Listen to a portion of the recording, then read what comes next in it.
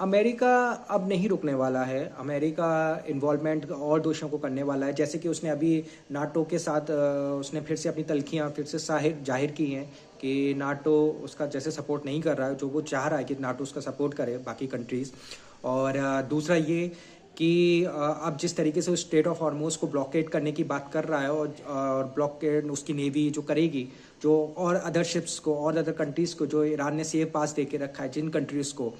उनको नहीं पास होने देगी। तो इसका मतलब सीधे सीधे वो चाइना और भारत पे भी अब एक तरीके से डायरेक्टली इकोनॉमिक प्रेशर बनाने वाला है, कि जिससे कि वो ईरान के ऊपर प्रेशर बनाए कि बाकियों के लिए छोड़ा जाए। तो अब ये यहाँ पे सीधे सीधे अमेरिका की तो एक डिफीट है, क्योंकि वो उस डिफीट से जो सीज फायर टॉक पे आई थी, कि जिसमें वो अपने आप को घिरता हुआ महसूस पा रहा था, क्योंकि उसकी जो बेइज्जती इंटरनेशनल लेवल पे हो रही थी, तो उसने उससे सेफ निकालने के लिए, एग्जिट निकालने के लिए उसने एक और तरीका अपना लिया है कि अब वो दूसरों पर टैक्टिक्स, अब दूसरे देशों जैसे इंडिया और चाइना और बाकी के देशों पे जो प्रेशर बना के,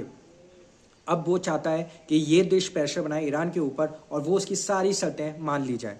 अब देखते हैं यहाँ से कि सिनेरियो क्या जाता है, लेकिन अब ये कह सकते हैं कि इज़राइल जो है वो, इज़राइल को फिर से खुली छूट मिलने वाली है, और इज़राइल ने बस एक अटैक किया ईरान के ऊपर, फिर वहीं से सिनेरियो बिगड़ता हुआ दिख जाएगा। और दूसरी तरफ अमेरिका के ट्रम्प चाचा जो हैं वो स्टॉक मार्केट के साथ खेल रहा है। मैं अभी भी इस लोगों को बोल रहा हूँ कि जो लोग भी स्टॉक मार्केट या मार्केट्स में हैं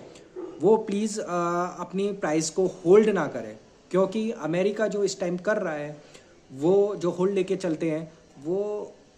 सैटरडे और फ्राइडे नाइट और संडे नाइट तक वो कुछ ना कुछ ऐसा कर डालता है जिससे मंडे की नाइट बिग मार्केट क्रैश होता ही होता है, जैसा कि अभी आप देख सकते हैं। और एक महीने से ये सिनेरियो, जब से ट्रंप आया है, वो यही चीज़ चल रही है। तो आप अपने आप को इस मार्केट सिनेरियो से बचाएं, और इस ट्रंप चाचा के जब तक कार्यकाल है, इससे अपने आप को बचाएं। तब तक के लिए कुछ कह नहीं सकते क्या हो जाए। वर्ल्ड वॉर भी हो सकती है, क्योंकि वर्ल्ड वॉर वाली सिचुएशन अब आ रहे हैं। तुर्की, नॉर्थ कोरिया, सबकी धमकियाँ पे धमकियाँ आ रही हैं, और इज़राइल अपने आप को कहते हैं कि अकेला ही वो सब पे भारी है, और वो काम वो करे जा रहा है। तो अब देखते हैं आप बात कहाँ तक जाती है। अगर आपको वीडियो पसंद आया हो, प्लीज़ कमेंट और लाइक और प्लीज़ शेयर करिए।